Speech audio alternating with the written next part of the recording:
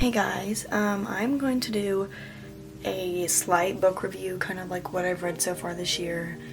I want to add something different to something that I enjoy and something that I want to talk about because my boyfriend doesn't read, my parents don't read what I read, so it's like, who am I going to talk to? So I figured who better than you, my camera, and myself. So yeah, I'm going to jump into some of the books that I read, give my review, give my opinion. Some are going to be good, some are going to be bad. I don't think I've read a bad book so far though, so I read like some ones that aren't that good, but I haven't read any bad ones that I regret reading or I'm like, oh, that was a waste of my time. So without further ado, let's get into it. The first book that I read this 2024 is this book. This was a cheesy, smutty, full book. I loved every second of it. This is just one of those books that it's like a really, really bad romance movie that you just keep watching over and over again. This was cringy, but it worked. It was something quick and easy to read. I finished this in one day. It was one of those things that had my toes curling, but then I was also like looking around. I read this out loud to my boyfriend, Keegan. I was like, that's how bad it was, but it was so good. I rated it 4 stars, and it was worth it. I'm sorry. And there's a couple more that go with this series that just kind of like spin-offs, whatever, but I recommend this. A lot of people hated it. They're like, does it have a plot? No. I think it has a plot. I mean, every book's gotta have a plot. I think it was a short book, so I mean, it's one of those things that, yeah, it's unrealistic. It's a romance novel. This is like a romance smut novel, and it's kind of like gamer ideas, kind of thing like that. I'm not really into that. I don't really play games. It's like streaming and like Twitch and stuff like that. It's just stuff I don't really understand. I don't really resonate with, but I loved this book because it's like, oh, you know, it makes you go, oh. The next book I read was the one and only Credence by Penelope Douglas. And keep in mind, I got a Kindle for Christmas, so these are all on my Kindle. Most of these were on my Kindle, so that's why I read them. Because no one wants to be seen reading this out in public. Everyone knows that. Penelope Douglas gets a lot of hate. I don't really know why. I mean, no, I know why. I for sure know why. Because some of her stuff is just really, really, really far-fetched. This was just, it had so much smut in it. It was very spicy. It was very out there spice. As far as spice goes, like, let's just say, sorry, I'm cold. Let's just say she definitely kept it in the family. Let's say that. If you know, you know. But so many people hated this. I loved this. I'll die on this hill that this is a good book. It's got some pretty mature ideas in it. It's a good book. I recommend it. I wouldn't recommend it to my mom because then she would know I read it. But I mean, I messed with it. I really liked it. I thought it was well written. I thought it was well done. Like, I couldn't put it down. I think I read this in a couple days. Like, it's only 400 something pages. Yeah, 400 something pages. I recommend this, like, to people that like are open-minded about their books.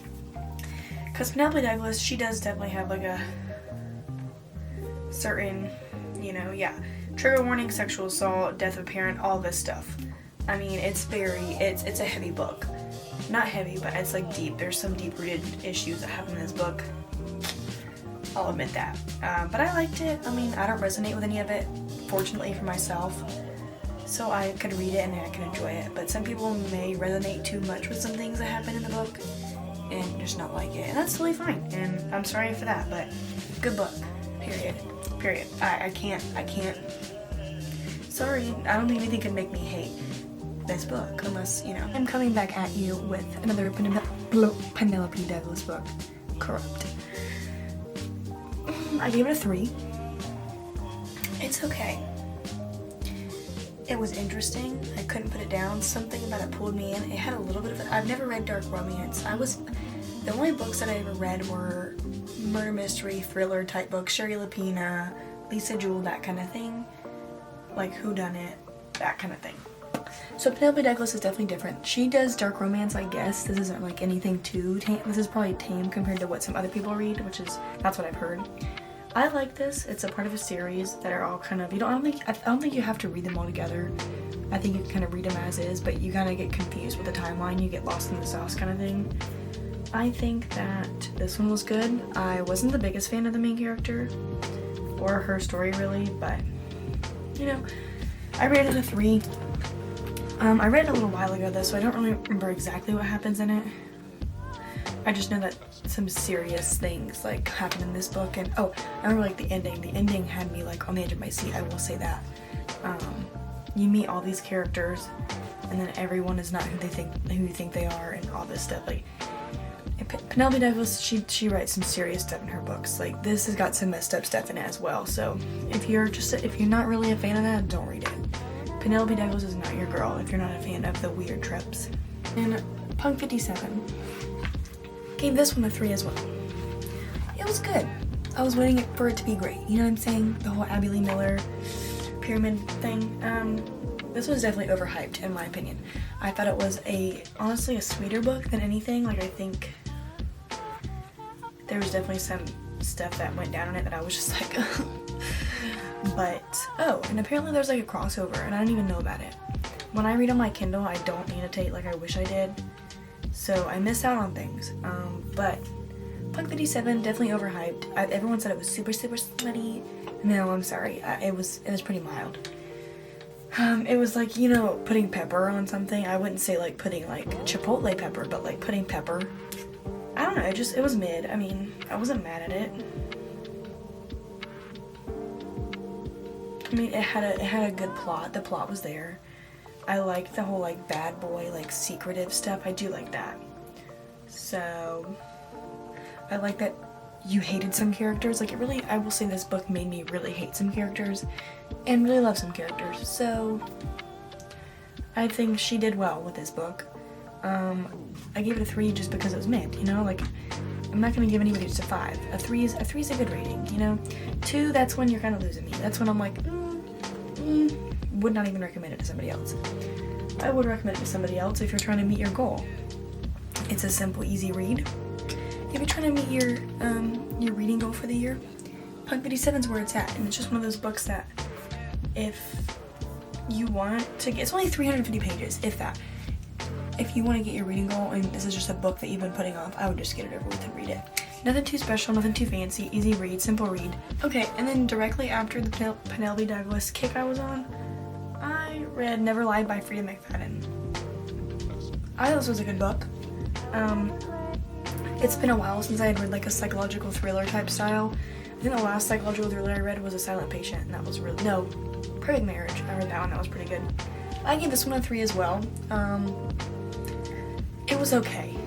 I thought the plot was really interesting. I thought it was well written. I thought it was a good idea. I thought it was kind of cool. But to me, it's like towards the end, it kind of just was like, oh, I have to meet my word count. Not my word count. It's like I have a deadline and I have to meet that. So it was like everything's got to make sense real quick. So I guess that's kind of what happens when everything unravels in a book. But I think that was done a little poorly. But what do I know? I am not an author. I thought it was an interesting book. I would recommend it. It's a little creepy, but not in like a, oh my god, supernatural way. Kind of just like a, oh, what's happening? It's interesting to say the least. It really is, because you're meeting these people and it kind of jumps back and forth in time a little bit, which I think is actually, it was done well. I think that was done pretty well as far as knowing this, when you're supposed to know it. I, unfortunately, only have the hard copy of the first 2 of these books.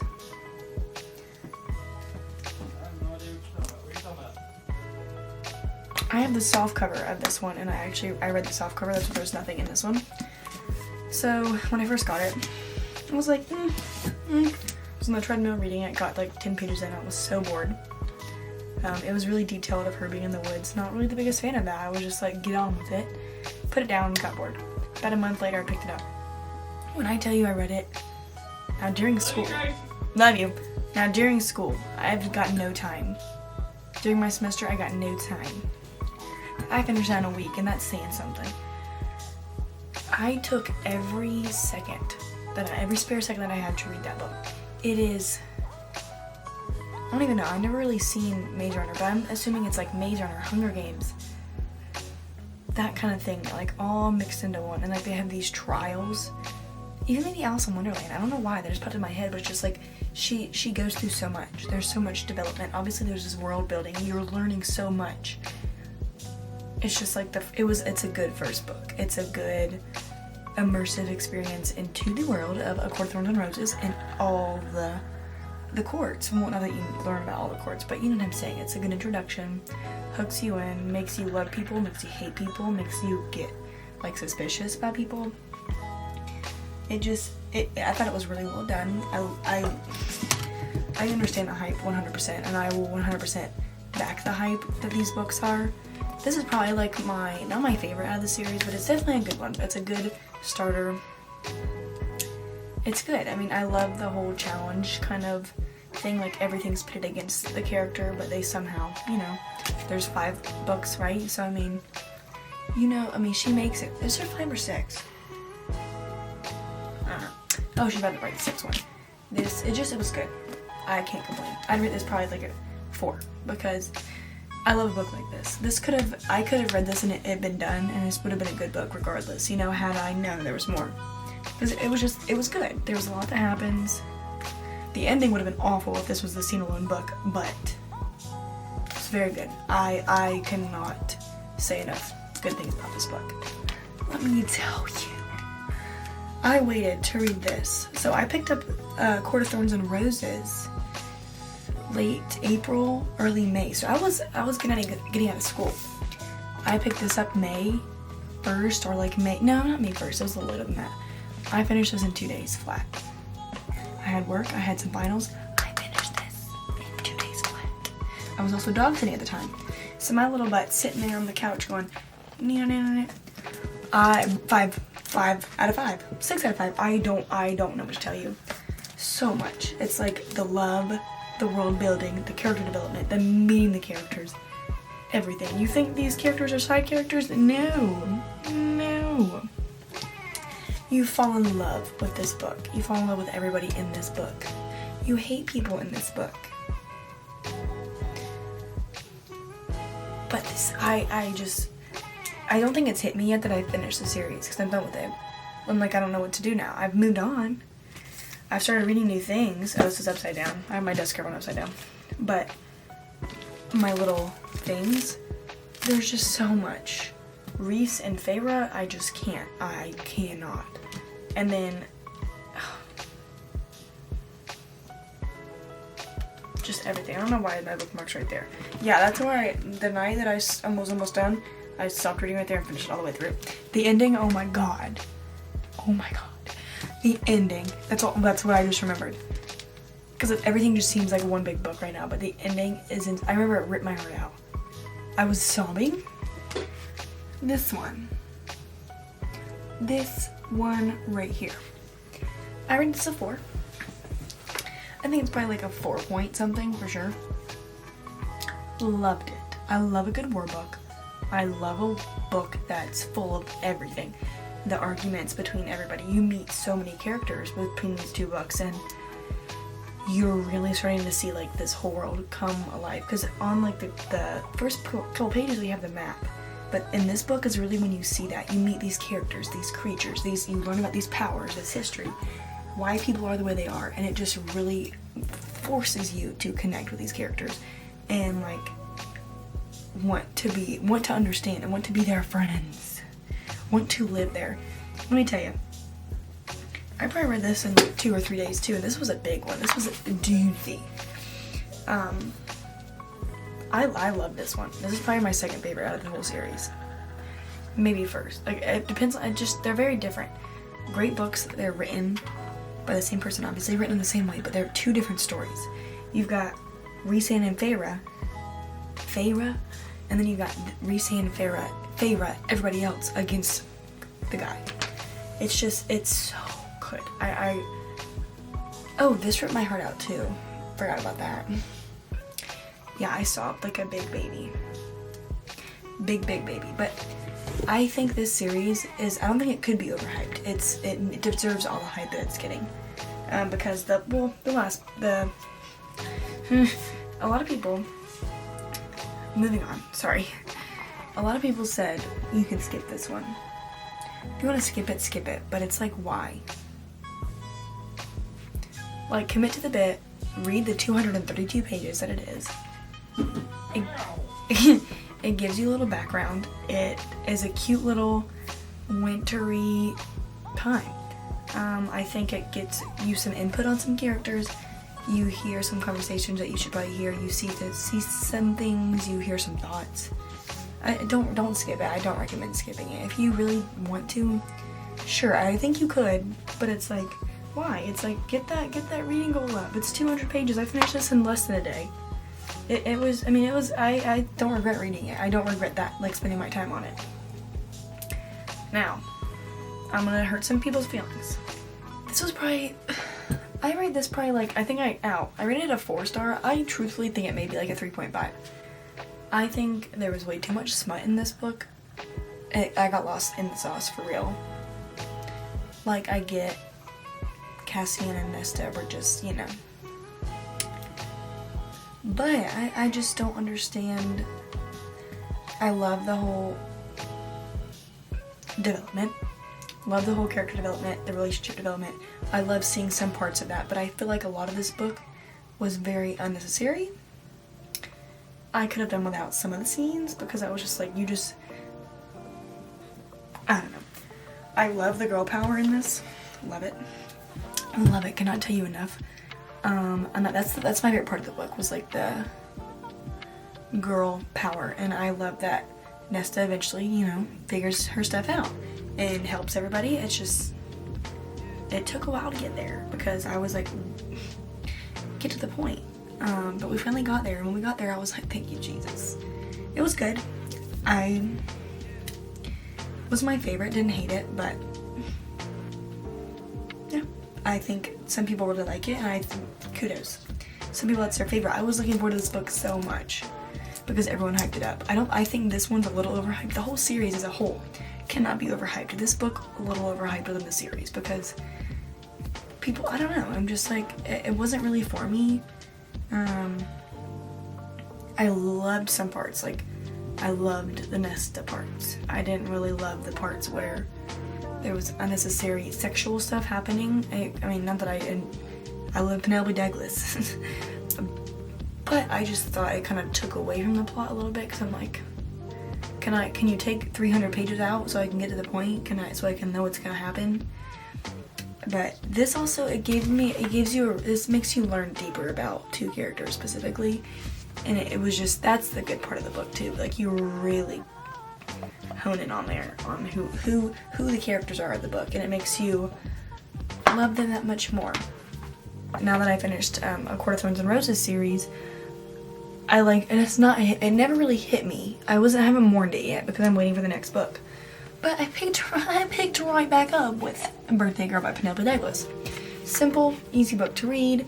A different trope, if you know what I mean. Let's just say she likes the older man who happens to be a dad, which you find out pretty early on.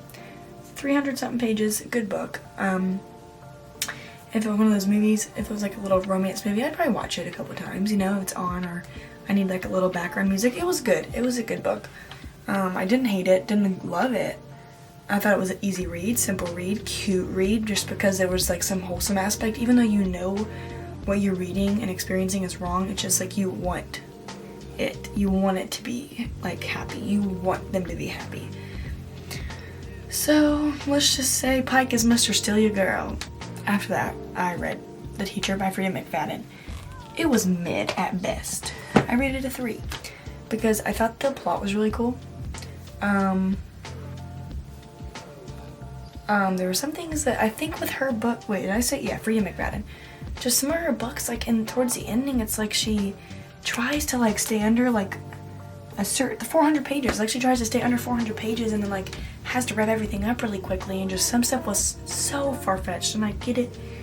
It's a book. I completely get it. But for me, I was just like, excuse me? Like, but now, there are some things that I would have never thought to do, like with this book. There was some things that just came full circle, and I knew one thing the whole time, and I like had an inkling. But I was like, no, surely not. Yes, never. Trust your gut. Like, that's all I'm saying. I trusted my gut and I was right. I remember I read the last page or last two, whatever it was, and I was like, oh. Like, I literally, like, audibly was like, oh my god. Like, good book. I do recommend reading it. It's a quick, easy read if you want to meet your reading goal. You know, I like Freida McFadden. I'm just really waiting to read one of her books where I'm, like, enamored by it and, like, stuck with it and, like, love it, you know, and, like, give it 4 or 5 stars. But it's just yet to come, and I've only read 2 of her books, but I've heard some other ones were good, so I guess I'll just have to read some more books by her.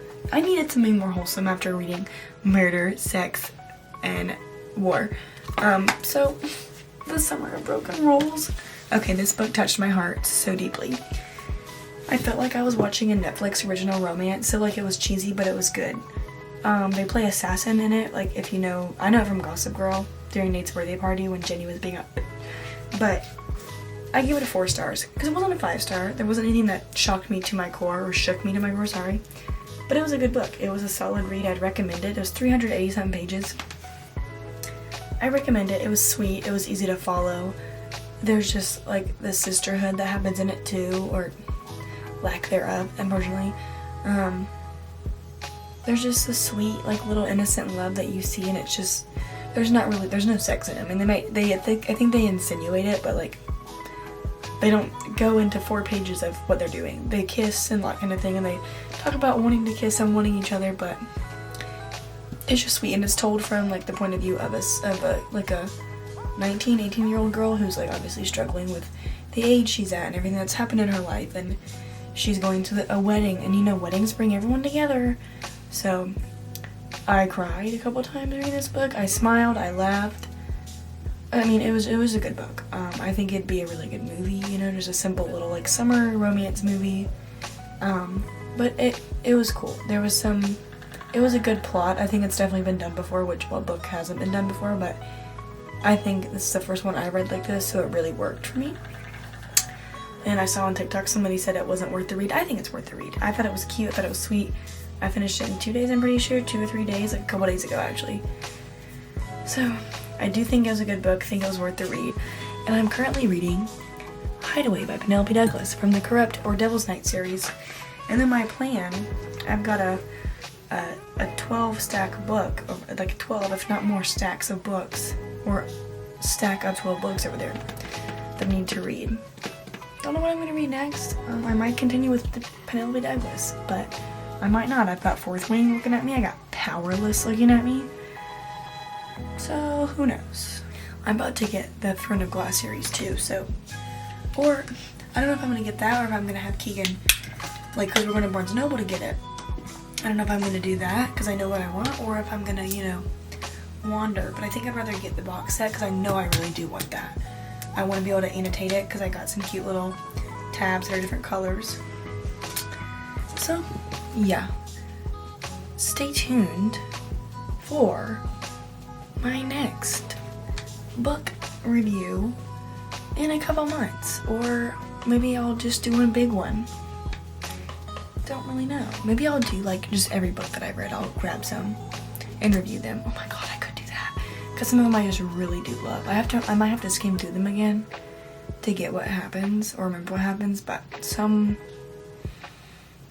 have stuck with me and I think about them a lot. But with that being said, I'm gonna go. Hope you enjoy my review. Bye.